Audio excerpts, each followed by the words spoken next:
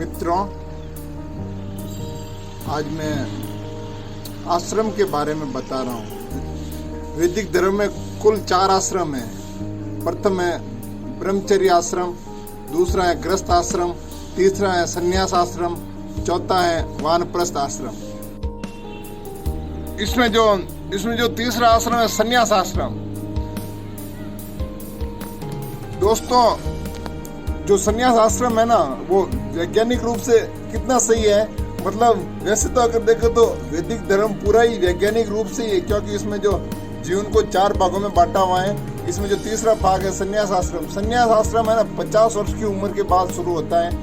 इसमें क्या होता है कि लिखा हुआ है कि अगर आपके बच्चे का बच्चा हो जाए तो आपको संन्यास आश्रम ज्वाइन कर लेना चाहिए।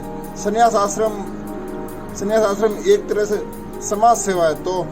तो आदमी को 50 साल की उम्र के बाद है ना समाज सेवा शुरू कर देनी चाहिए। यही एक तरह का संन्यास आश्रम है।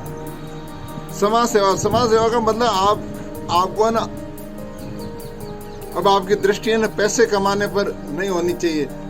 पैसे कमाओ वो नहीं कह रहा, लेकिन आपकी दृष्टि है ना, मतलब कम से कम प्रॉफिट में समाज का कितना भला हो सकता है वो करना चाहिए। यही एक तरह से समाज सेवा है। इसमें क्या कि पूरे मतलब है ना, पूरे समाज को अपन का घर समझना चाहिए। यही है मतलब विशेषकर संन्यास आश्रम में यही होता है।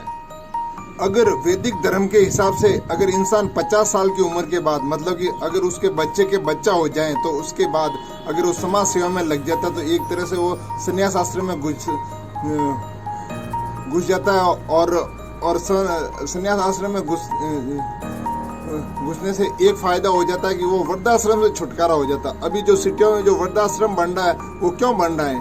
क्योंकि वो है ना अभी तक लालच में ही पड़े रहते हैं और वो घर छोड़ना नहीं चाहते हैं। तो घर छोड़ना नहीं चाहते तो बच्चे क्या आते हैं, बच्चे को अपना घर चलाना पड़ता है। तो वो अपने माता पिता को क्या वृद्धाश्रम में छोड़ देता है। इसलिए अगर इच्छा से ही अगर वृद्धाश्रम छोड़ने की इच्छा हो तो अपन को समाज सेवा में लग जाना चाहिए 50 साल की उम्र से। तो ऑटोमेटिक आपको मतलब वृद्धाश्रम से छुटकारा मिल जाएगा।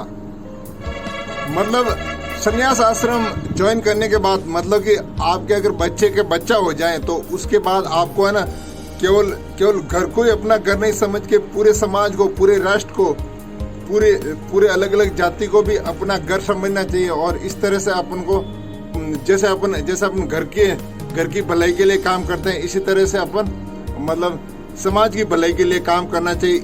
इस तरह से आप है ना एक तरह से पथ प्रदर्शक का काम करेंगे, मतलब एक तरह के गाइडर का काम करेंगे। तो गाइडर का काम करने से इससे क्या कि समाज का निर्माण होगा। इससे जो युवा वर्ग है उसको आपके अनुभव का फायदा मिलेगा। इसलिए आपको भी इसमें फायदा मिलेगा और युवा वर्ग को भी फायदा मिलेगा। युवा वर्ग को फायदा मिलने से समाज का निर्माण होगा, समाज निर्माण होने से राष्ट्र निर्माण होगा। इस तरह से ये संन्यास आश्रम के मैंने आपको बताया। आदमी को ना अगर बच्चा हो जाए तो संन्यास आश्रम ज्वाइन कर लेना चाहिए। यही संन्यास आश्रम है।